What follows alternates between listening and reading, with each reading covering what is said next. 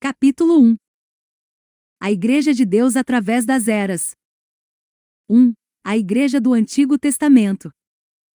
A história da Igreja de Deus se estende do Éden perdido ao Éden restaurado. Com o passar dos séculos, as pessoas obedientes a Deus foram chamadas com nomes distintos, tais como Filhos de Deus, General 6, 2 e fim 4, Descendência de Abraão, Jó 8h33, Filhos de Israel, General 45, 21, Cristãos, Atos 11h26. O mais importante, porém, é que tiveram as mesmas crenças fundamentais. A Igreja do Antigo Testamento aceitou os enunciados da lei de Deus como sua regra ou estilo de vida. É impossível mudar a lei dos 10 mandamentos porque é, em si mesmo, uma expressão do caráter de Deus, eterno e imutável. É certo que os mandamentos foram dados pela primeira vez, em forma escrita, a Moisés, no Monte Sinai, mas a Bíblia demonstra que a lei divina já existia desde o princípio e que o povo de Deus a aguardava antes do Sinai. Por exemplo, pois Abraão me obedeceu e cumpriu as minhas ordens, os meus mandamentos, as minhas leis e os meus ensinamentos. General 26, 5. Deus tem apenas um método de salvação, uma só norma de justiça, através de todas as eras. No Salmo 15, 8, 11 descobrimos que Deus fez um concerto eterno com Abraão, Isaque, Jacó e os filhos de Israel. Deus declara que esse pacto foi feito para sempre, a palavra que ordenou para 1000 gerações. Não é correto dizer que o povo do Antigo Testamento estava embaixo da lei, e que os do Novo Testamento estão embaixo da graça. Deus sempre manteve harmonia e equilíbrio entre a lei e a graça. Somos salvos através da fé no Senhor Jesus Cristo e ao experimentar esta salvação e manter uma relação salvadora com Ele, alegramo-nos em fazer a sua vontade. Os membros da Igreja nos tempos do Antigo Testamento mostravam sua fé no plano da salvação de Deus, porque os sacrifícios eram um símbolo do Cordeiro de Deus que viria e tiraria os pecados do mundo. Chegaram assim a ser homens e mulheres livres, novas criaturas por meio da fé no Messias que havia de vir. A esperança de todos os tempos tem sido a sempre prometida.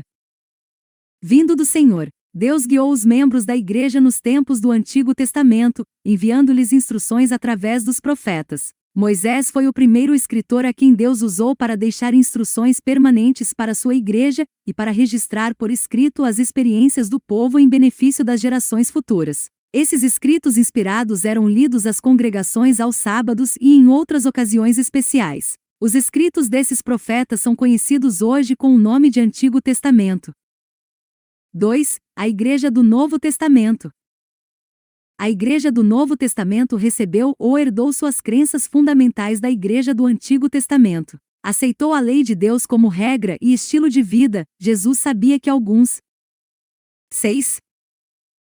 poderiam pensar que ele veio para mudar, trocar ou anular os ensinos do Antigo Testamento e a lei. Por isso, ele disse: não pensem que eu vim acabar com a lei de Moisés e os ensinamentos dos profetas. Não vim para acabar com eles e sim dar o verdadeiro sentido deles. Mate 5h17. Tal qual a Igreja do Antigo Testamento, a Igreja dos tempos do Novo Testamento amava e reverenciava a lei de Deus. Paulo declarou: dentro de mim, sei que gosto da lei de Deus.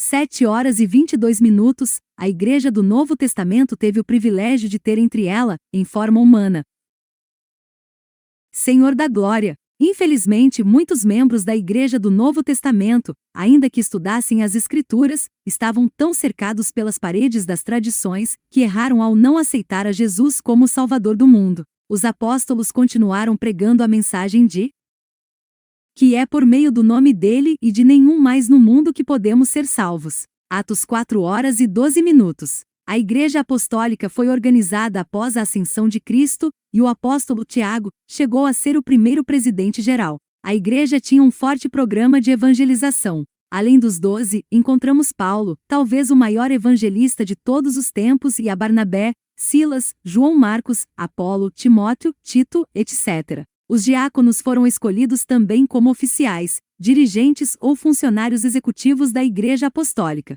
A sede central, ou escritórios da Igreja primitivas em Jerusalém, mas os apóstolos e mestres haviam recebido ordem para ir a todo o mundo e pregar o Evangelho a toda a criatura. Mar 16h15, esses oficiais da igreja primitiva escreveram por inspiração divina os evangelhos e as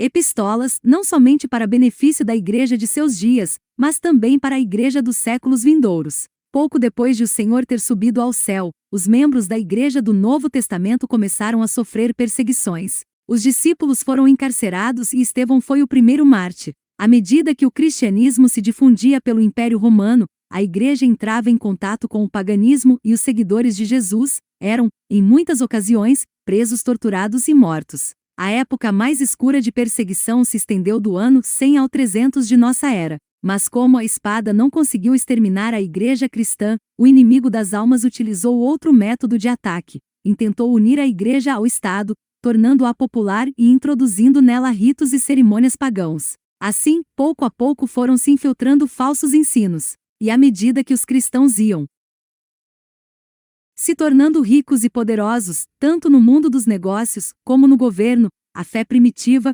pura e sensível, foi se perdendo. No ano 476 AD, as tribos bárbaras do norte venceram o Império Romano e na luta que se seguiu, o líder que estava em Roma, conhecido como o Bispo de Roma, engrandeceu-se, tornando-se a cabeça de toda a igreja. A Bíblia não foi colocada nas mãos dos membros, em parte porque nesse tempo somente existam cópias manuscritas, mas principalmente porque os líderes da igreja tinham medo de que as pessoas estudassem as Santas Escrituras e descobrissem que algumas doutrinas da igreja, tal como a imortalidade da alma, a adoração dos santos, a questão do purgatório e a observância do domingo, não eram ensinadas pelo Senhor Jesus Cristo. A Igreja Católica Romana sustenta que foi ela que mudou o dia de adoração do sábado, o 7º dia da semana, para o domingo, 1º dia da semana. A história e a Bíblia mostram que a observância do domingo como instituição cristã provém do paganismo introduzido na Igreja.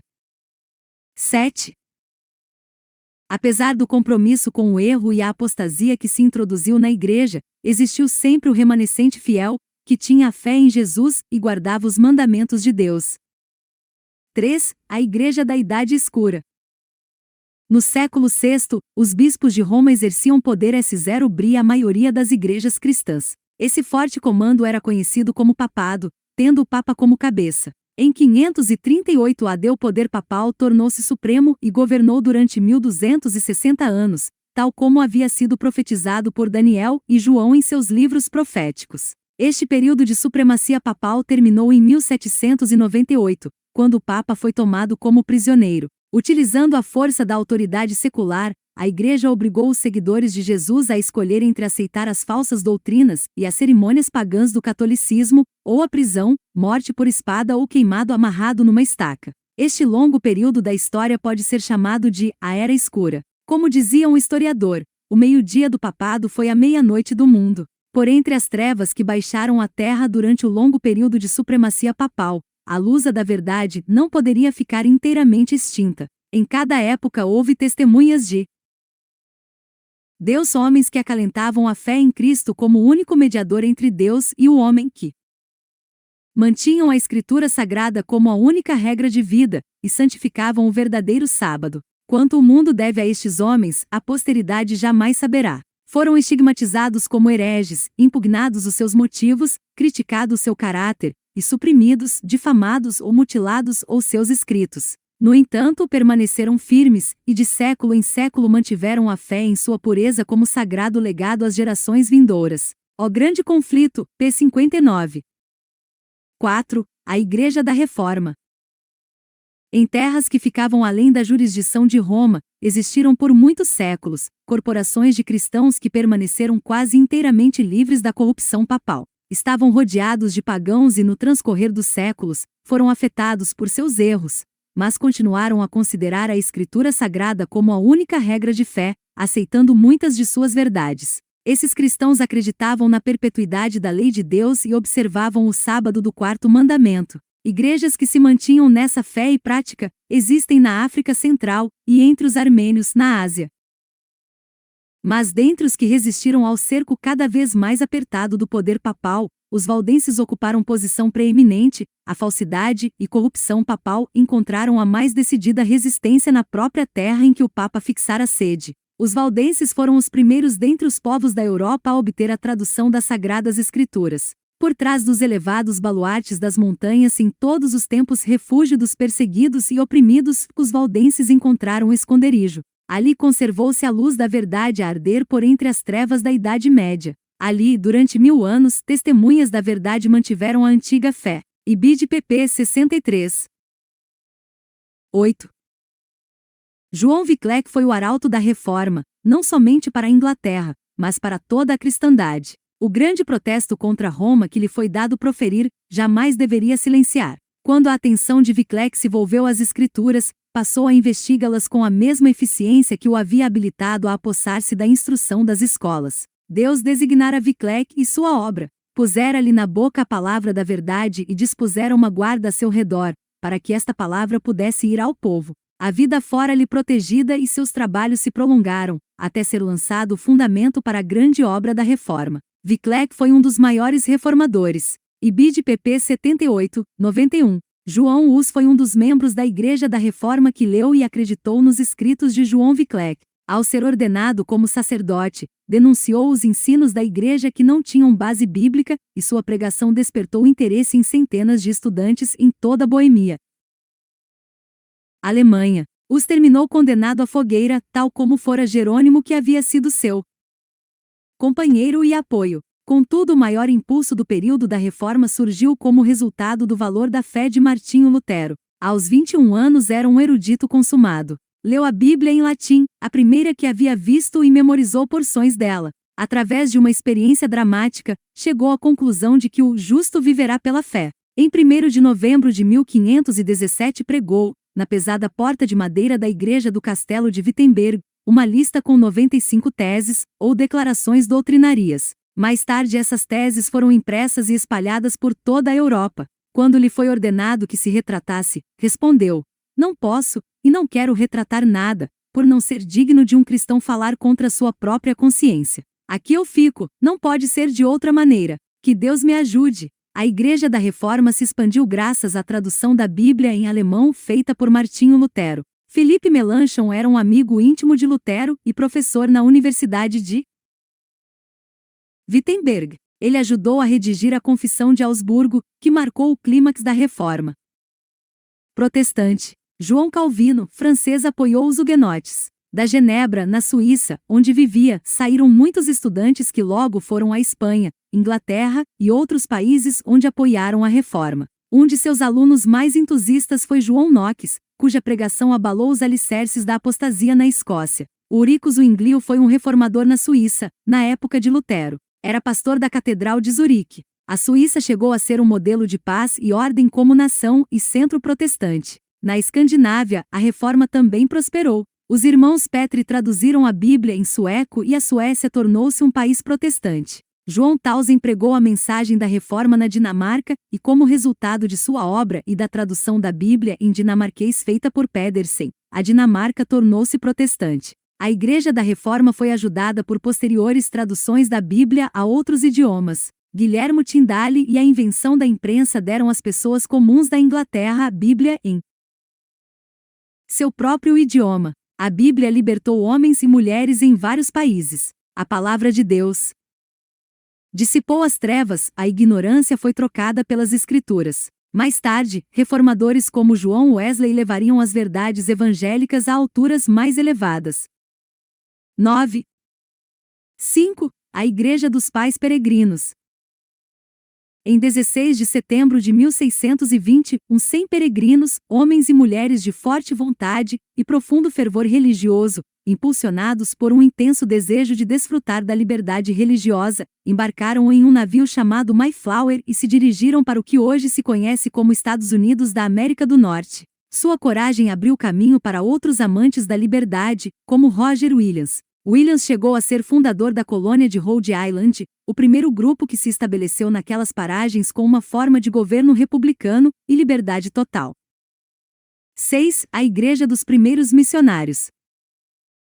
O inglês William Carey, de 1761 a 1834, e conhecido como o pai das missões modernas. Em sua juventude, trabalhava como sapateiro e na parede de sua oficina tinha um grande mapa mundi. Esse sapateiro sentiu-se um dia inspirado a viajar a terras estrangeiras induzido pelos relatos de viagem do capitão Cook. Como resultado de um sermão que pregou a um grupo de ministros, formou-se a primeira sociedade missionária, e ele mesmo embarcou para a Índia como o primeiro missionário em terras estrangeiras. Apesar das dificuldades e frustrações que teve de suportar, encontrou tempo para traduzir porções das Escrituras e lançou os fundamentos das missões modernas. No século XIX, as igrejas protestantes chegaram a ter uma consciência missionária. Como resultado, começaram a surgir em vários países sociedades dedicadas a suster as missões estrangeiras. Na Inglaterra e Estados Unidos se estabeleceram pelo menos 7 sociedades durante o quarto de século que se seguiu ao estabelecimento da primeira sociedade missionária da Igreja. Em 1799, havia começado a era das missões modernas. Entre os que sofreram privações e perdas por seu desejo de divulgar o Evangelho, encontram-se os seguintes nomes. William Carey, primeiro missionário à Índia. Robert Morrison, preparou um dicionário inglês-chinês e publicou a Bíblia. Adoniran Judson, traduziu a Bíblia em birmanês e também trabalhou na Índia. David Livingstone, abriu o continente africano para o cristianismo. Roberto Moffat, foi pioneiro na África. John Williams, foi o primeiro a trabalhar no Pacífico com o barco, o Mensageiro da Paz. John Patton, trabalhou nas ilhas do sul do Pacífico e sua vida foi ameaçada 53 vezes por canibais. 7. A Igreja do Advento. A extraordinária doutrina apostólica da segunda vinda de Cristo, o reavivamento do interesse deste evento produzido pela pregação dos reformadores e dos sinais que iam se cumprindo e que indicavam a proximidade do retorno no Senhor, constituem o pano de fundo que deu ímpeto à pregação da segunda vinda no princípio do século XIX. A obra de Guilherme 10. Miller foi importantíssima nesse período, mas também houve outros homens em diversos países, a quem Deus levantou para pregarem com vigor e entusiasmo a verdade de iminente vinda do Senhor Jesus.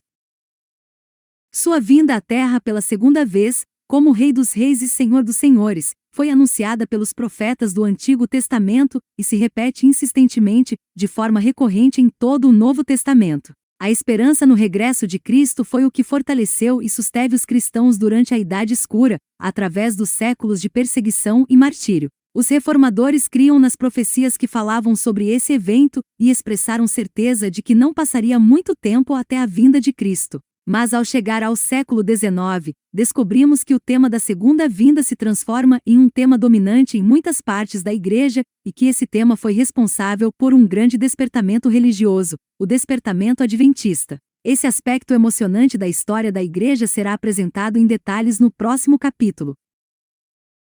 8. A Igreja do Remanescente. O termo remanescente é uma palavra bíblica que descreve, denomina e designa a Igreja de Cristo no último período da história no mundo. Assim como o pedaço que sobra do tecido é o último pedaço da peça, assim a Igreja remanescente é chamada de o último pedaço ou segmento da Igreja através das eras. E assim como o último pedaço de tecido é idêntico ao primeiro, pois fazem parte da mesma peça, a Igreja remanescente é a mesma verdadeira Igreja que Deus tem conservado no mundo, desde o princípio dos tempos. No livro do Apocalipse, o apóstolo João menciona as seguintes características da Igreja remanescente. Memorize os textos e suas referências. Aguarda os mandamentos de Deus. Apóc. 12h07. B. Tem o testemunho de Jesus, ou seja, o espírito de profecia. Apóc. 12h17. 19h10. C. Proclama a mensagem dos 3 anjos a cada nação, tribo, língua e povo. Apóc.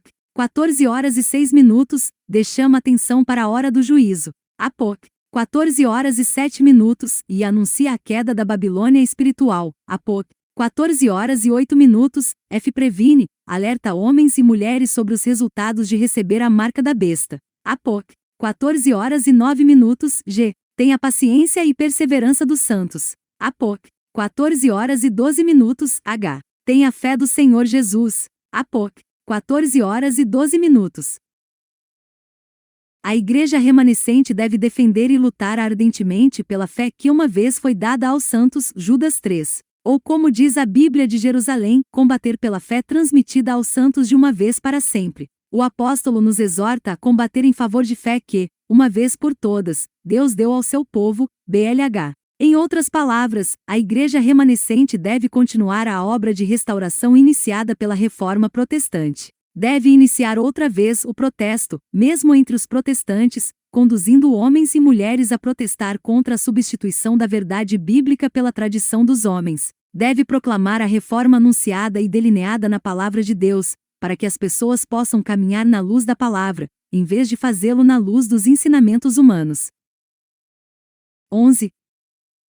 Deus, em seu desígnio, ordenou, ou suscitou um movimento que, precisamente antes da segunda vinda de Jesus, pregaria o evangelho eterno e a mensagem dos 3 anjos a todo o mundo. Assim como João Batista foi precursor da primeira vinda de Cristo, a igreja remanescente deve ser, segundo os planos traçados por Deus, o arauto de sua segunda vinda. As Escrituras dizem que houve um homem enviado por Deus, cujo nome era João, João 1h06, a quem Deus enviou como testemunha de que Jesus era a luz verdadeira. A Bíblia também diz que haverá uma igreja remanescente enviada por Deus. Os ensinos da Igreja Adventista do Sétimo Dia se harmonizam com os ensinos da Igreja Cristã através dos séculos. À medida que você estudar a Bíblia, descobrirá que verdades tais como a salvação pela graça através da fé, o juízo, a santidade do sábado ou sétimo dia da semana, o batismo por imersão, o dízimo, o dom de profecia ao segundo advento, o estado inconsciente do homem durante a morte, a separação do mundo, para mencionar apenas alguns, todos eles foram ensinamentos mantidos pela Igreja em todas as épocas. O mesmo Senhor Jesus, que é nosso exemplo supremo, foi batizado por imersão, guardou o sábado como dia de repouso, ensinou a santidade do matrimônio e a responsabilidade de devolver o dízimo, e avisou os homens a respeito do juízo vindouro. Todos esses são ensinos da Igreja Adventista em nossos dias. O Senhor tem ovelhas em todas as religiões. Essas ovelhas são aquelas pessoas que caminham e vivem à luz da sua palavra, à medida que a compreendem. Quando o coração sincero compreende a mensagem dos 3 anjos de Apocalipse 14, obedece-la. João disse que chegará o dia quando as ovelhas que estiverem dentro da Babilônia espiritual sairão dela. Apoc. 18h04. Deus quer que suas ovelhas se unam à igreja remanescente para que possam chegar a ser testemunhas da verdade e estejam prontos, aguardando a vinda de Jesus. Você tem o privilégio de ser membro da igreja remanescente. Você tem muita luz e por isso Deus lhe deu a responsabilidade de viver sob essa luz. Nas aulas seguintes, apresentaremos um esboço da história da igreja remanescente. À medida que avançamos no estudo deste curso, você sentirá que Deus tem estado a guiar a organização e as atividades desta. Decida-se hoje a ser, pela graça de Deus, um verdadeiro representante da verdadeira igreja. Um representante que pode cantar com sinceridade: dá-me a fé do meu Jesus, é minha oração, ó, bom Senhor, a fé que dá à alma paz, a fé que salva do temor, a fé dos santos, galardão, gloriosa fé da salvação, Inário Adventista, 371. Capítulo 2. Arautos da mensagem do segundo advento.